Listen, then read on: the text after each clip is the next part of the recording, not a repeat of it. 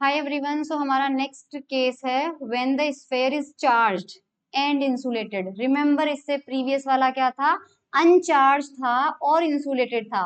अब चार्ज है और इंसुलेटेड है, तो हम सबसे पहले क्या करेंगे, स्फेयर को एक स्फेयर के पास में नेट चार्ज होगा प्लस ई।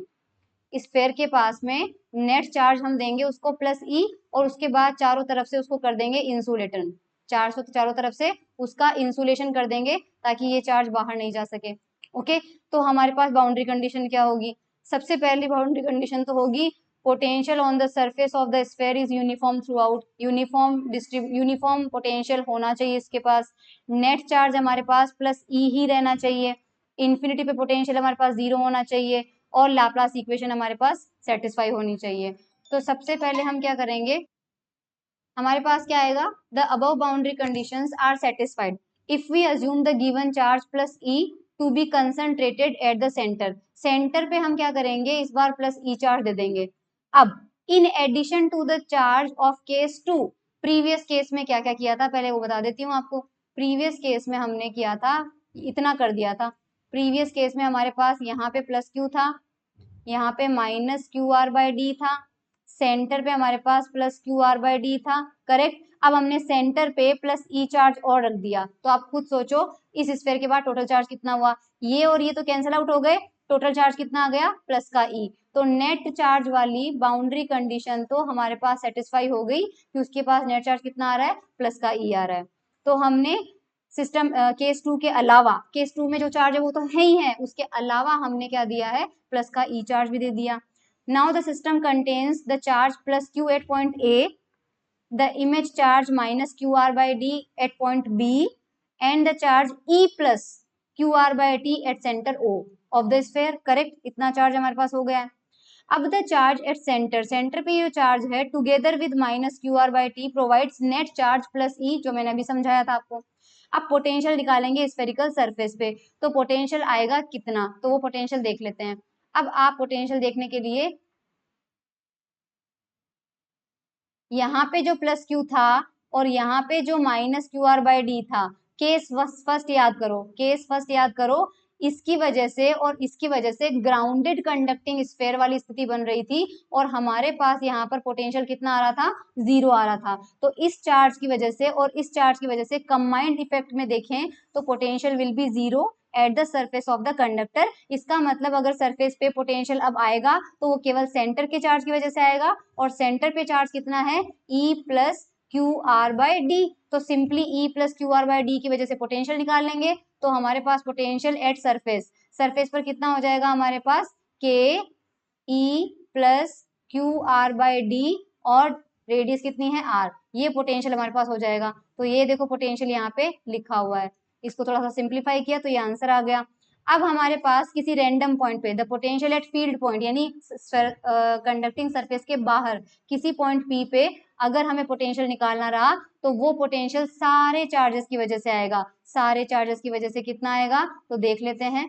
अब जो हमारे पास आएगा, ये स्फेयर है प्लस क्यू, और यहाँ पे आ जाएगा minus Q R by D, और यहाँ पे आ जाएगा E plus Q R by D.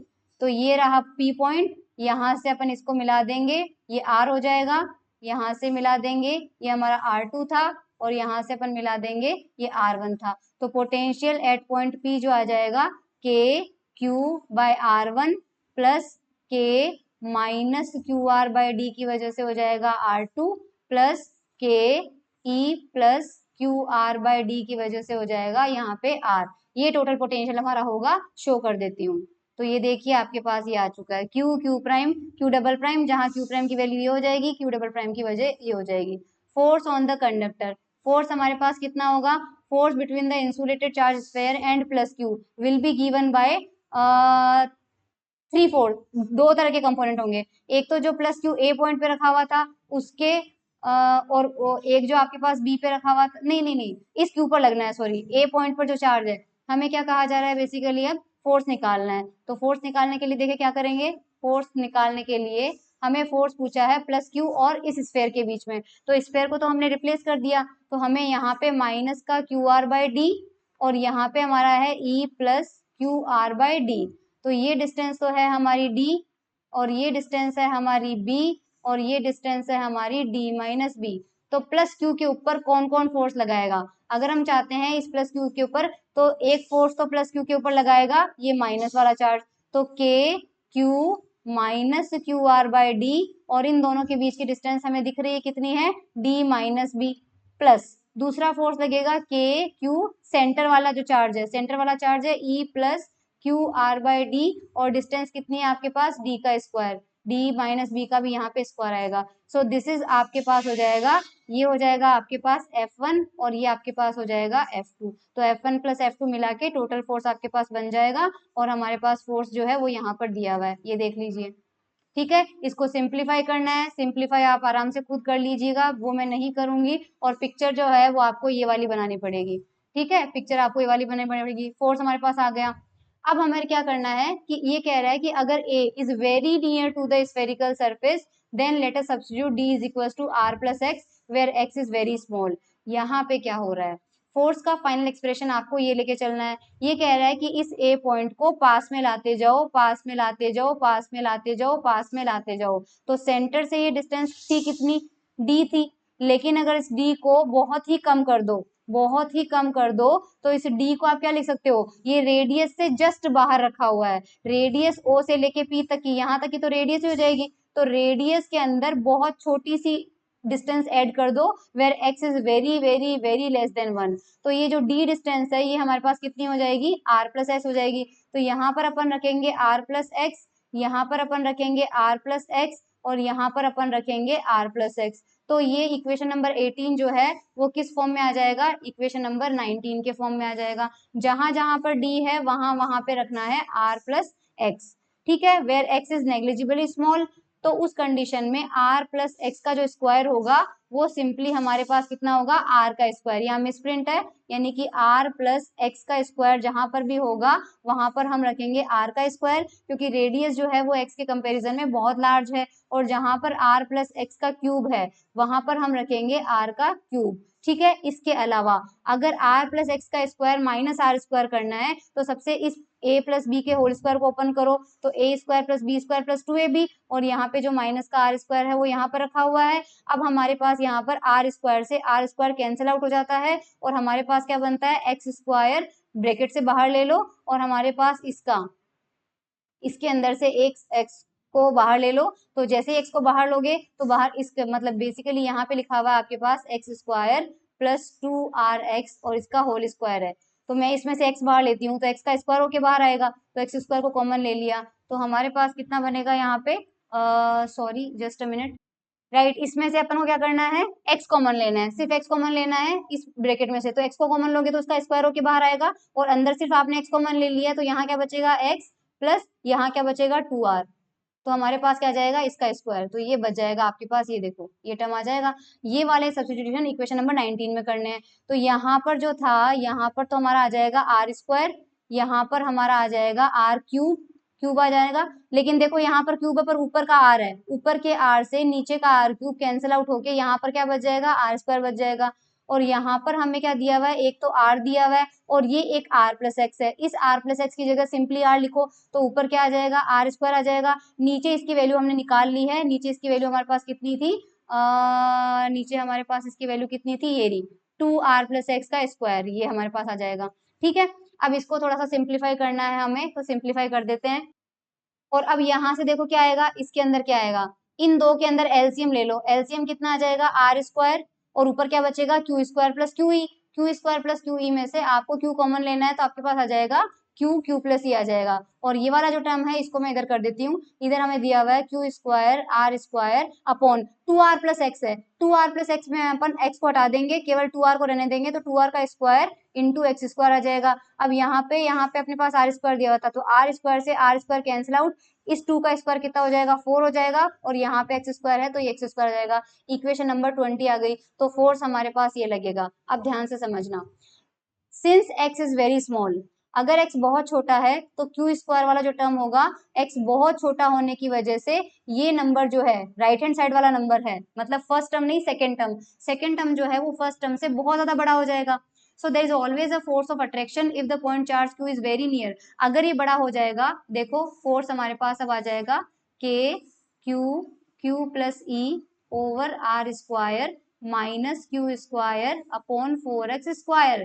क्योंकि हमारे पास x बहुत छोटा है तो सेकेंड वाला टर्म डोमिनेट कर जाएगा, आगे नेगेटिव है तो फिर नेगेटिव टर्म आ जाएगी, और अगर नेगेटिव टर्म आ जाएगी तो क्या लगेगा, फोर्स ऑफ अट्रैक्शन। तो आपके पास एग्जाम में आ जाएगा prove that if x is small, या prove that the point charge if placed very near to the spherical conductor then the force will be attractive. तो ये वाला डेरिवेशन आपको करना है, ठीक है। Point charge Q is very near हो जाएगा। In order that this force may be repulsive, इस फोर्स के रिपल्सिव की कंडीशन क्या होगी, अगर रिपल्सिव हमें होना है तो ये फोर्स जो है पॉजिटिव होना चाहिए, यानी फर्स्ट टर्म जो है वो सेकेंड टर्म से ज्यादा होना चाहिए। तो first term should be greater than second term आ जाना चाहिए। अब यहाँ से अब अगर अपन करेंगे तो ये आ जाएगा Q square plus Q E upon R square should be greater than Q square upon 4 square. अब इसको कर देते हैं Q square upon R square plus Q E upon R square greater than Q square upon 4x square. Q E को एक side में रख लो और बाकी टर्म को भेज दो दूसरे साइड में, Q square upon R square minus Q square upon 4x square, और ई को एज इट इज रखो, बाकी सबको उधर भेज दो। तो E should be greater than R square upon Q square upon R square minus Q square upon 4x square. इसको अंदर मल्टीप्लाई कर दो, ये टर्म आपके पास आ जाएगा। E should be greater than this term.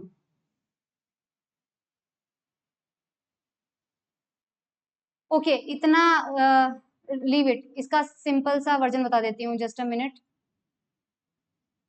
Simple सा वर्जन कर देते हैं, ये बहुत इजी हो जाएगा। अपन यहाँ से लेके चलते हैं, देखो इस वाले पॉइंट को, है ना, इस वाले पॉइंट को लेके चलते हैं।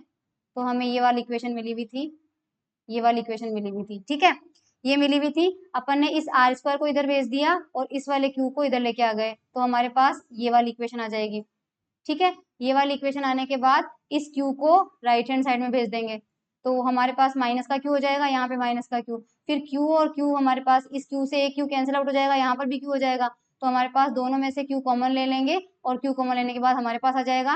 अब क्योंकि एक्स बहुत छोटा है तो ये टर्म बहुत बड़ी हो जाएगी, बहुत बड़ी होने की वजह से -1 को अपन अवॉइड कर सकते हैं, तो E greater than Q R square upon 4x square हमारे पास आ जाएगा। तो इस कंडीशन में फोर्स के रिपल्सिव होने के लिए हमारे पास कंडीशन क्या आ जाएगी, -1, या तो ये आ जाएगा, 1 को नेग्लेक्ट करते हैं तो सिंपली हमारे पास ये आ रहा है। यहां से अगर x की वैल्यू निकालो तो x को इधर लाना है, x का स्क्वायर जो आ रहा है ये, और ये एग्जाम में पूछा गया क्वेश्चन है, ये एग्जाम में आया हुआ है कि इस कंडीशन पर फोर्स जो है वो रिपल्सिव होगा, that you have to prove. Surface charge density बोलेंगे तो सरफेस चार्ज डेंसिटी कितनी आ जाएगी, at a point p prime the sphere the surface charge density is given by, यहाँ पर ये वाला टर्म तो हमने प्रीवियस केस का लिया था, वो वाला कौन सा, जो सबसे पहला वाला था, ध्यान रखना केस फर्स्ट का लिया है। केस फर्स्ट में हमारे पास क्या क्या था, केस फर्स्ट में हमारे पास था,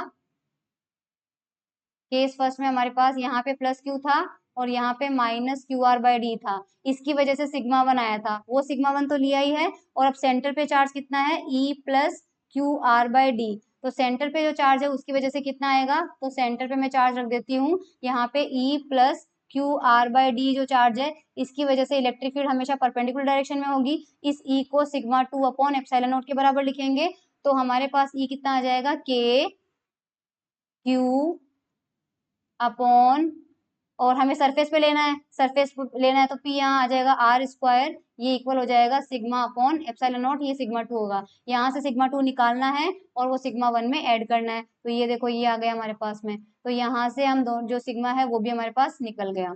अब अगेन वही चीज करनी है, पॉइंट P1 और P2 के लिए करनी है, तो P1 पे हमारे पास कॉस थीटा क्या रखना है, थीटा 0 रखना है, कॉस थीटा 1 रखना है, करके देख लेना आप, ये आ जाएगा। और P2 में हमें क्या करना है, P2 बिल्कुल उल्टा होगा, P1 हमारे पास यहाँ होगा और P2 हमारे पास यहाँ होगा, थीटा 180 रखना है, कॉस थीटा -1 रखना है, सिग्मा 2 आपके पास आ जाएगा, ठीक है।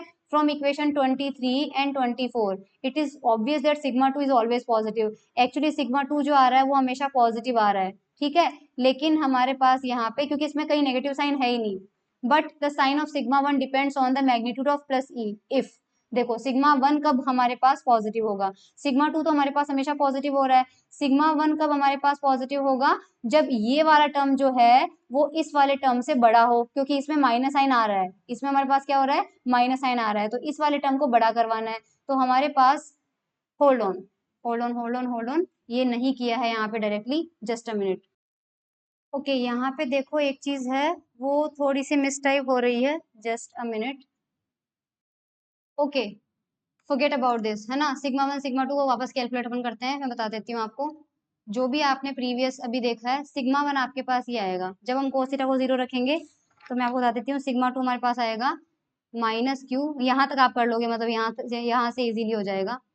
सिग्मा 1 आपके पास आएगा 4 पाई आर, स्टार्टिंग से लेके चल रही हूँ सिर्फ cos थीटा की वैल्यू रखने के बाद से, R square plus D square minus 2 RD और इसकी power 3/2 plus E plus Q R by D divided by 4 pi R square. ठीक है, ये तो आएगा सिग्मा 1 जब थीटा आपका कितना है 0। अब और सिग्मा 2 आपके पास आएगा minus Q D square minus R square divided by 4 pi R plus D square minus 2 RD, इस प्लस 2 RD आएगा क्योंकि -1 हो जाएगा ना, इसलिए बाकी कोई टर्म में चेंज नहीं होगा। अब हमें क्या करते हैं, मैं वापस लेके चल रही हूँ सिग्मा 1 को, अब इस सिग्मा 1 का देखना है हमें, ठीक है।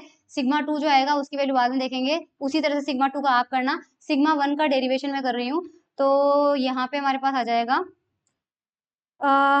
इनको अलग अलग करते हैं, इन दोनों टर्म को अलग अलग करते हैं, तो माइनस का Q D square minus R square divided by 4 pi R square plus D square minus 2 RD की पावर 3/2, और उन दोनों टर्म को अलग अलग कर रही हूँ, Q अपॉन 4 पाई RD प्लस E अपॉन 4 पाई R स्क्वायर, दोनों टर्म को मैंने अलग अलग कर दिया।